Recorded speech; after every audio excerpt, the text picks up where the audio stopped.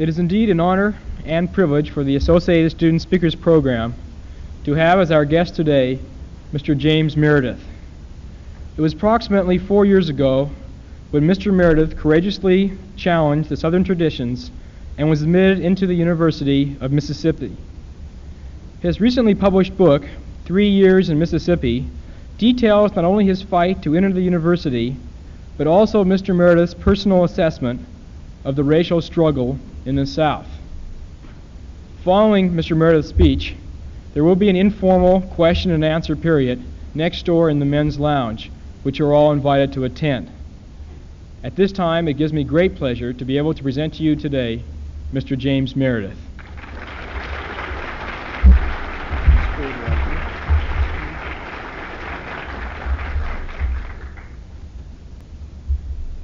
Thank you, Mr. Howard. It's the first time I've made a speech in a couple of years. And I'm happy to announce that this is the smallest audience I've ever had the privilege of speaking to.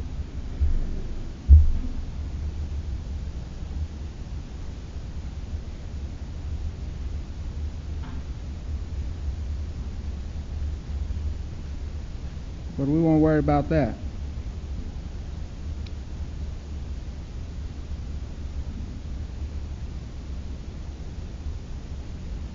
I asked Mr. Howard what my subject was,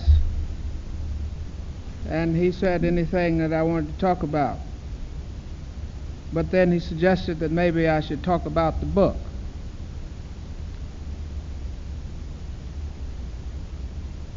I at first thought that this wasn't a good idea, but then when he told me that they'd only sold 15 copies, I figured maybe I had better talk about the book. So since I have a great interest in people knowing what I talked about, we're going to discuss it a little bit, but not really.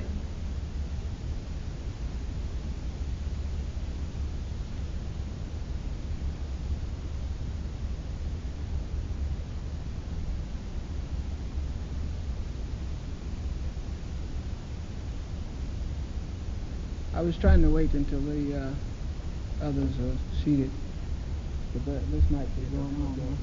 Oh, he tells me this will be going on, so I'll go ahead. I won't try to wait till the people get here. I was met at the airport by Mr. Howard and another gentleman, and they raised some very interesting questions. I was rather surprised that some of the thoughts that apparently exist on the West Coast are here. And of course they explained to me that the West Coast is a long way from Mississippi and from Alabama, and that perhaps we don't know exactly what is going on in Mississippi, what the commotion is all about.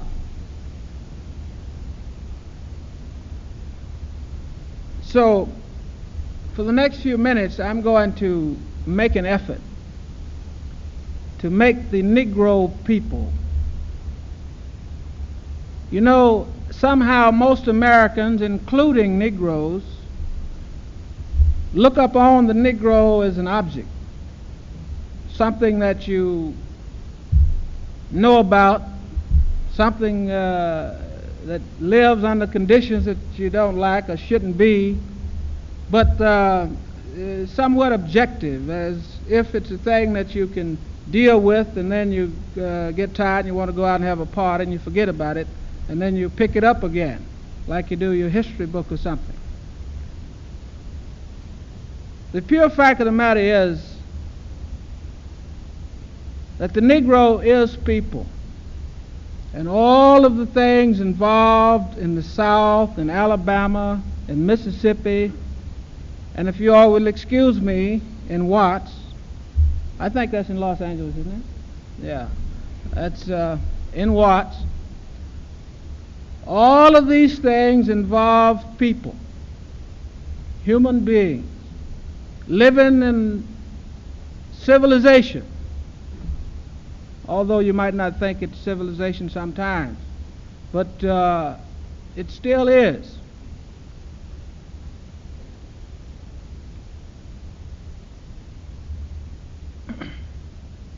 In order to understand the Watts riots, and you know a lot of people are trying to understand it because we have all these commissions and all these investigators, but in order to understand the Watts riots,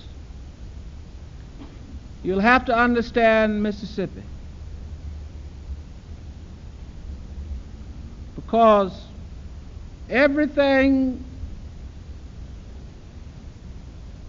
that is bad for the Negro in America can be best shown by the Mississippi example. That is the apex of all that is not good as far as the Negro is concerned.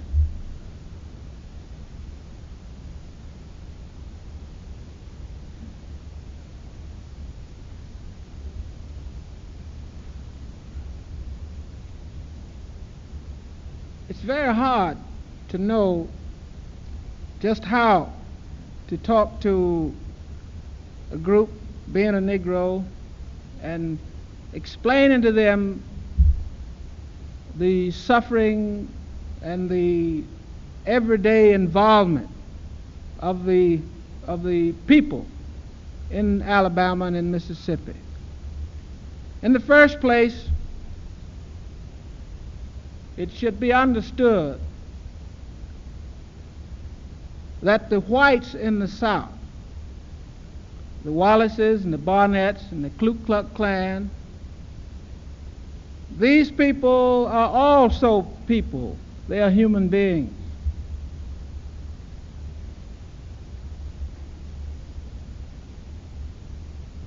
Somehow I don't think we all agree yet that they are.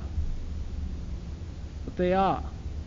That's the reason why they lynch Negroes, because they're human beings. That's the reason why, day before yesterday, they went out and voted for Lurleen and let the other 9 candidates go to the devil or wherever they wanted them to go, because they're people.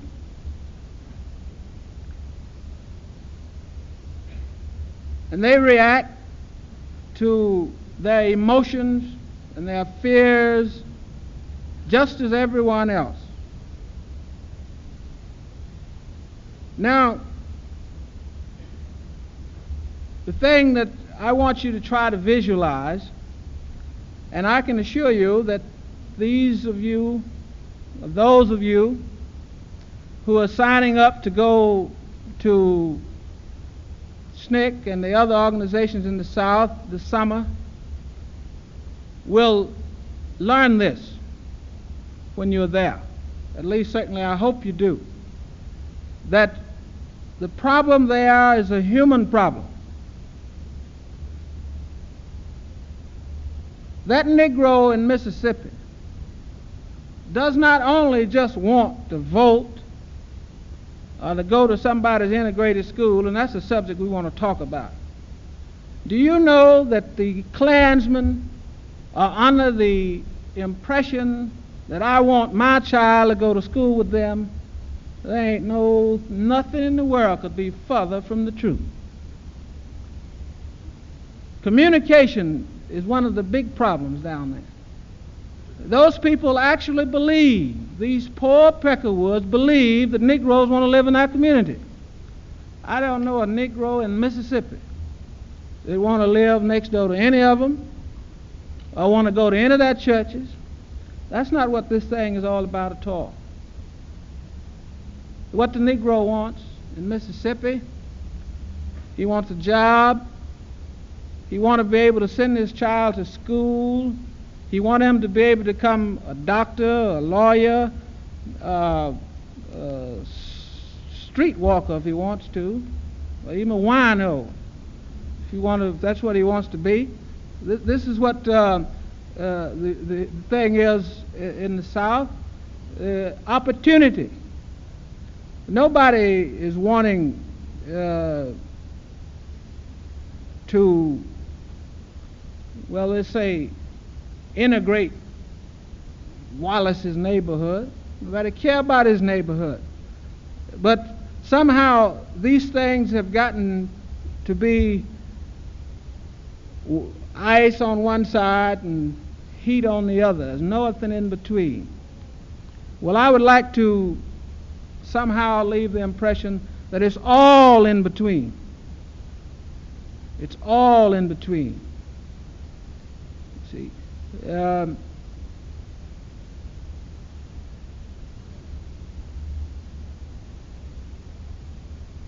you always hear all such questions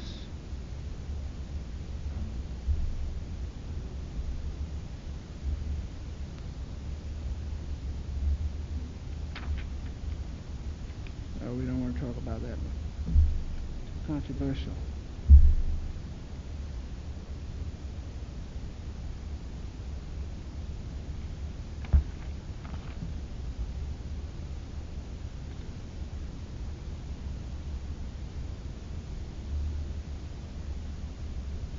Why don't I make a few more remarks and we'll take some questions.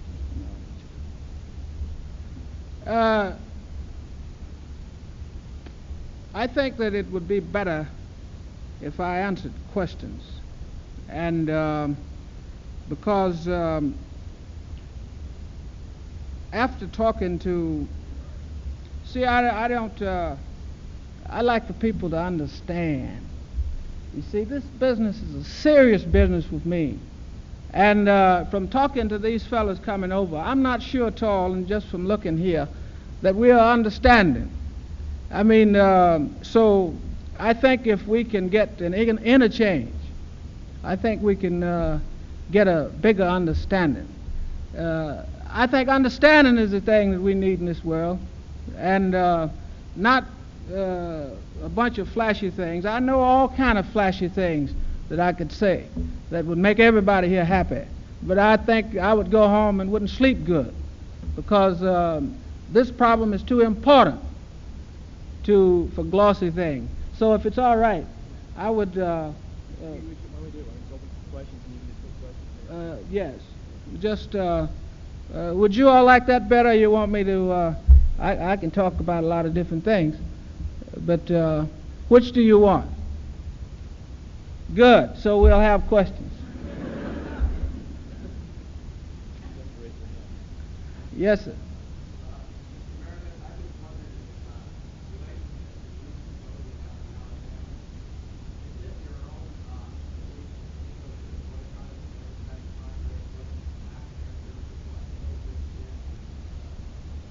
I feel a lot better already. Frankly, I think the Negro, well, for one thing that is very good, I think, the Negroes followed, we'll say, the leader. Their leaders told them not to vote for Lurleen Wallace, and they didn't vote for Lurleen Wallace.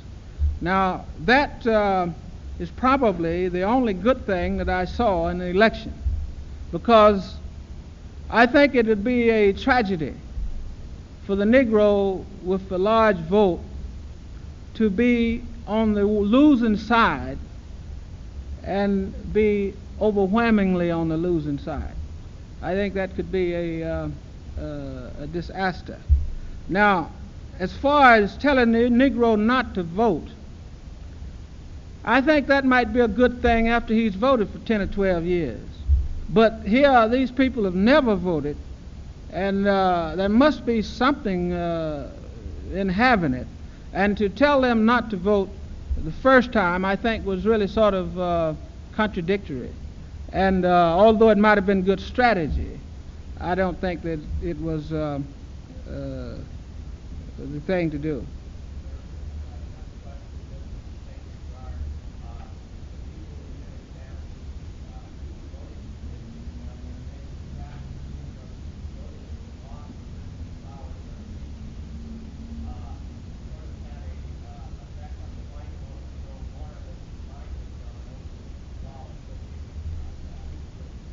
Yes, the question was that some people think that all of the Negroes voting for Flowers drove the whites to vote for Miss Lurleen. Well, of course, that couldn't have been the reason, because they didn't know beforehand how they were going to vote. I think the thing that drove the Negro to vote, the whites to vote for Lurleen, were the federal government and sending their people down there who couldn't do anything for the people anyway, and to just infuriate the whites. That's the only purpose they served, by being in their presence, and they could look at them and say, well, here are these feds down here trying to run our business, and Wallace was saying that we're going to kick them out, so that was a good reason. Yes, sir.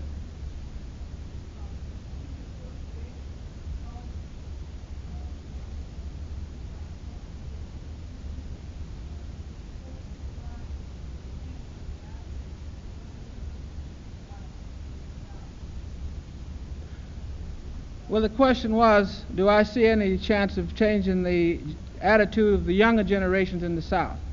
Is that right?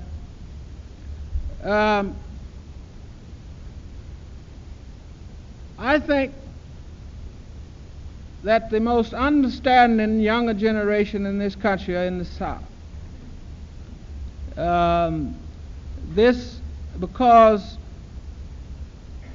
we're not dealing with idealism in the South. You see, in California, when you think about this subject, you're thinking ideally. In the South, when the whites think about it, they're thinking about a thing that's absolutely meaningful to them. They're thinking about their very security, their existence, their power. You see, there's no threat in California to anybody's power. But in Mississippi, there's definitely a threat to the power of this white boy that has to deal with the question. So there's not near as much misunderstanding between the Negroes in the South and the whites of the South as there is in the rest of the country. The question is, there's no agreement between the Negro in the South and the white in the South. They don't agree on the same thing, but they definitely are concerned about the same thing. You see, this is the way I see it. Yes, sir.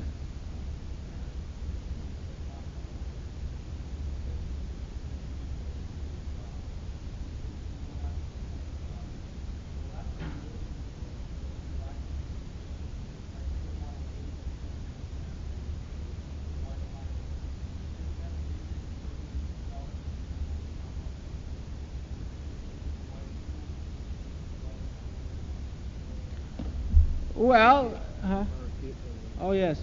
The question was, isn't it the same thing for the Negro not to want to live with the clans as it is for the whites not to want to live with the Negro, right?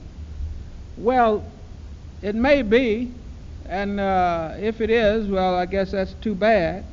But but the point was that this is not the issue. Whether or not you're going to live in the same neighborhood, whether or not you're going to go to the same school. This is not the issue. The issue is whether or not you have a right to go, whether or not you the tax dollar is arbitrarily, discriminatorily spent. These are the parts that are significant, not whether or not you're going to live together and all of these things. Yes, sir.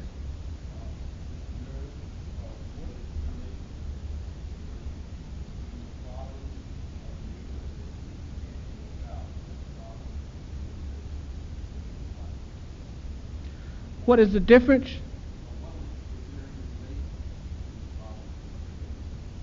The question was any relationship between the problems of the Negro in the South and the Negro in Watts. The answer is that there's no difference, basically, in the problem. The only real difference in the problem between the Negro in the South and the Negro in Watts is that in the South he's scattered out over a large area, and in Watts he's in one little area. Otherwise, the basic problems are still the same. And this is why we're going to have a lot of more Watts, little ones and big ones, because the northern and western white is not ready for the Negro. Now, he's ready to set one up in a high post and deal with him, but he's not ready to deal with the masses of the Negroes, not by any means. And this is the problem that is to come in this country, is the problem of integrating the Negro into this broad society.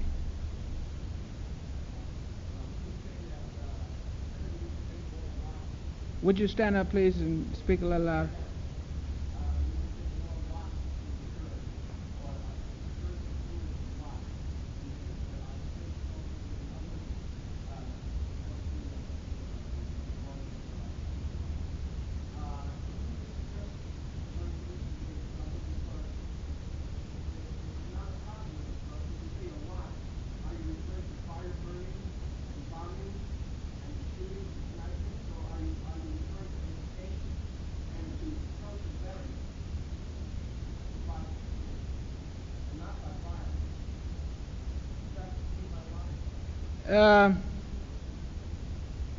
Yes, I guess so.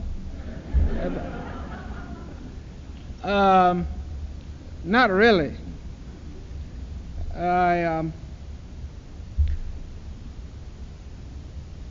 problem is, and I'll repeat this again, and as no one understood it the first time, the problem is that everybody in this country is looking at the racial problem objectively as if it's dealing with something that you can set out. Well, it's dealing with people. Now, I'll take another example. I flew out here on an Astrojet.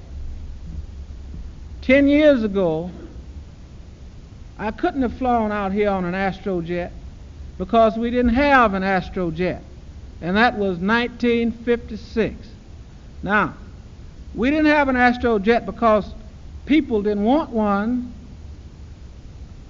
The world wanted one, but they didn't know how to make it. Still didn't make the point. But the point is that no one knows the answer to these problems. And at this point, no one is seriously trying to answer the problem of the Negro or the racial question. But they were trying to make an Astrojet in 1956, so they have one now.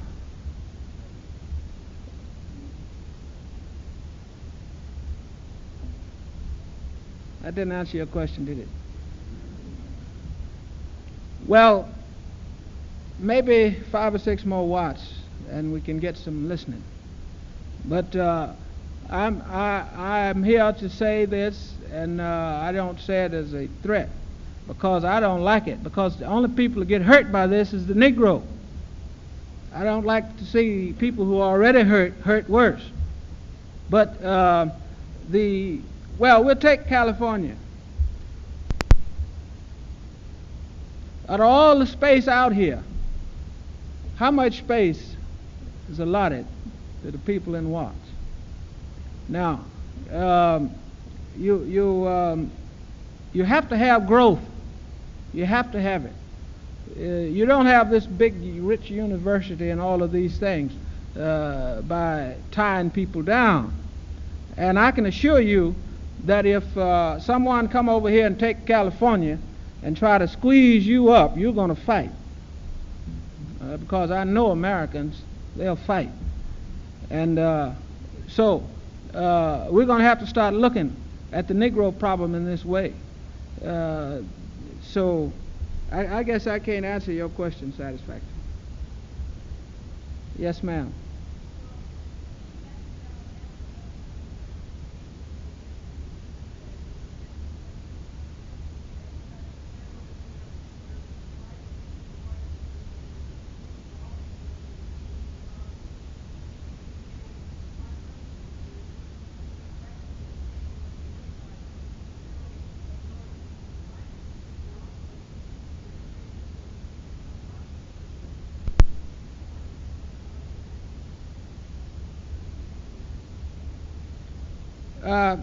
The question was, if I get it correctly, that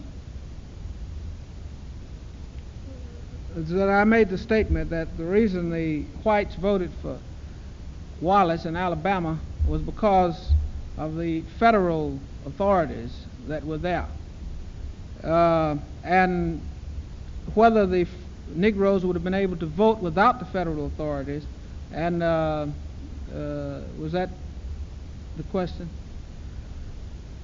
Well, all of this civil rights legislation that we have and we keep talking about is sort of a quieter for the Negro. The Johnson administration is using this as a disquieting tool. Now, the pure fact of the matter is that in this country, we don't have a national police force. The observers in Alabama could only observe. They couldn't do a thing. They had no authority to do anything. Their presence there was only a symbol to the whites. When they walk up to the polling booth and they see this white standing there, they know he's a federal man. And so this just gave them more incentive to vote for Wallace. Now, how would you get around it? I don't know. But this is one of the real big problems. The thing is that everyone that's looking for a one-time solution to this question is looking wrong, and it'll never happen, because this is a thing that we've been dealing with 400 years, and it's going to take a lot to find the answer. And I want to say that the answer comes with the Negro. There's nothing that white America can do to make things totally right for the Negro in Alabama and Mississippi. The Negro in Alabama and Mississippi will have to do that himself. If he doesn't learn all about the vote, how to use it, it will never be used effectively for him. Now, I don't care how bad this is, how good it is, that's how I feel, and certainly I want it changed because I'm affected by it. How much more time? 5 more minutes we have. Yes, sir.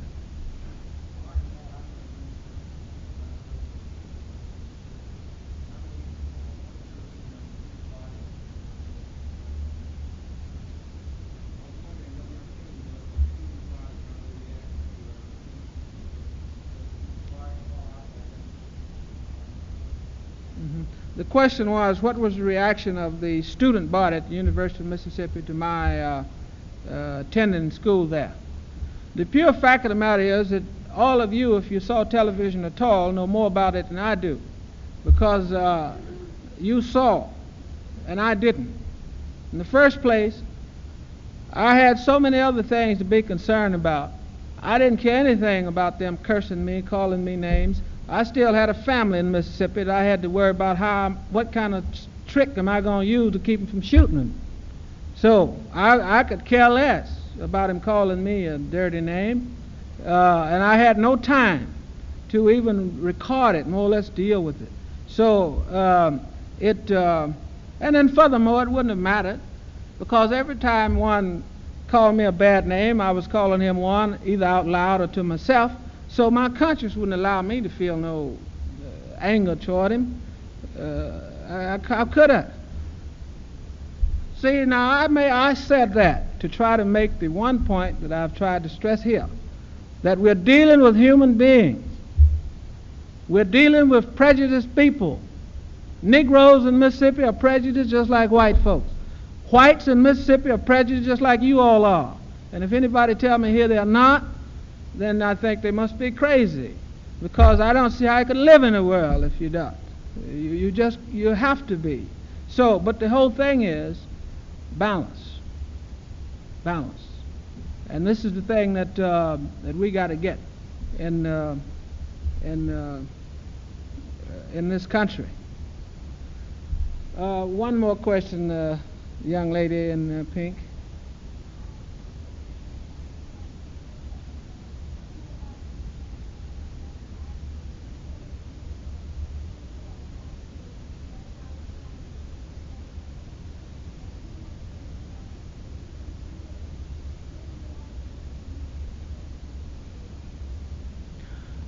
The question was that she didn't understand my point, that the Negro has to solve his own problem, and if this is what I said, how is he to do this? Well, there are two sides to this question that I see in this country, and most people don't agree with me, but 10 years from now, I want all of you to remember I said it. 2 points. First place, the Negro has got to make himself whole. The other point is the white has got to make himself acceptable, agreeable, whatever it is that he wants to make himself. Now, the Negro.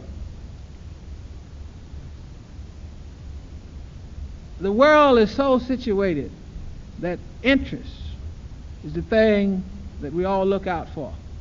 No one has as much interest in the Negro as the Negro himself.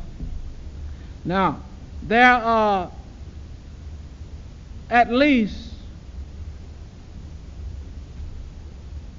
as many things wrong with the Negro as a group, as President Johnson calls it, a nation within a nation, as there is with the white. At least as much wrong. Now, there's a great lack of pride. There's a great disrespect for other Negroes. There is a mentality toward the white or other world. And most of this is lived around. I hear it all the time in an offhanded way, the problems that face the Negro. Now, the pure fact of the matter is the Negro is going to have to get himself together. The Negro in want is going to have to get himself together so he can know exactly what he wants and get together and deal with the city to get it. The Negro in Mississippi is going to have to get himself together, take care of his leadership problems, decide what he wants, use his power to get it. Now, if anybody else can find a way to bring it about, then I would join them quick as you can ever think. But I've been reading history for 20 years, and I have never found it done any other way, and I don't think it's going to happen with the Negro. Now, all this idealism is a wonderful thing, but I'm tired of it. Now, on the white side, Whether we like it or not, we are competing in a growing international world of powerful units. The West is facing a tough competition in the East. The way I see it, the blacks and the whites, including Africa, is tied together. And unless we use every strength that we have, we cannot withstand the East. So, the whites are going to have to get themselves together and decide to accept what the Negroes and whites need and work with them in solving their problems, and the same the whole nation over. Now, if it's an easier way, I hope it is. I hope we can find it. Otherwise, I think that's the way it's going to be, and I said that was the last question, but we'll take one more.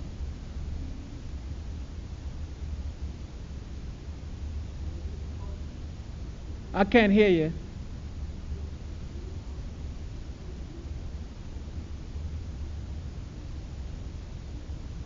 Can you hear me?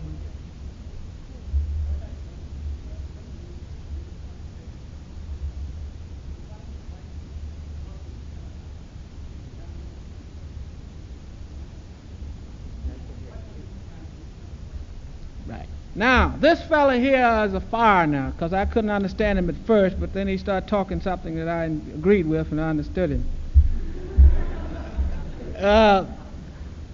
He said that, and correct me if I'm wrong, he said that if the Negro has got to get himself together, as it is today, he can't do this because the whites keep crossing over and getting in his program and messing it up. Is that the way? That's right. Now, that is precisely the problem today. Now, I want you to understand that I don't think it's no ill intent meant. I don't think the whites that do this intend to do harm. But the pure fact of the matter is that the Negro has lived in slavery and under these conditions so long until the Negro cannot function properly when he's with whites.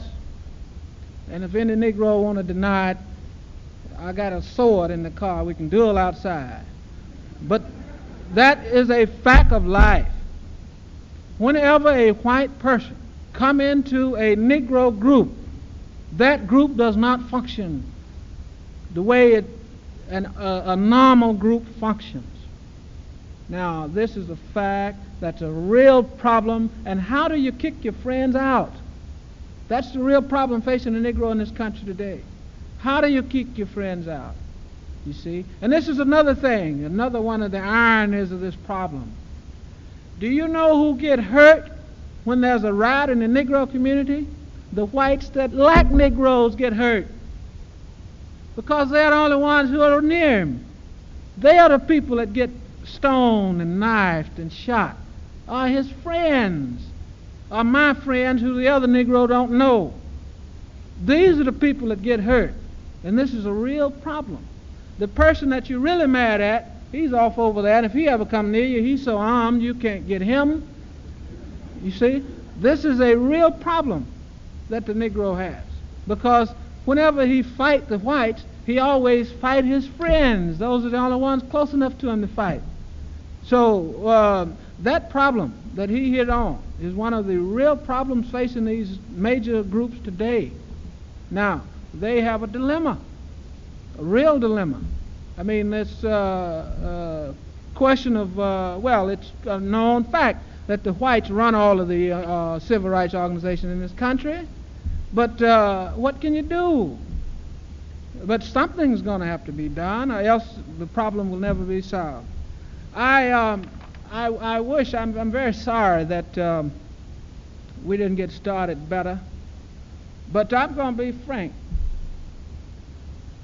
This is the smallest audience I ever spoke to, and I think I was shocked. And but maybe I'll have to get used to being shocked. But I wasn't right in the beginning. So I feel good now And I wish we were starting now, because I think I could make some of those points that I thought should have been made better. I hope I made some here, but I think it could have been better. So y'all, we thank you.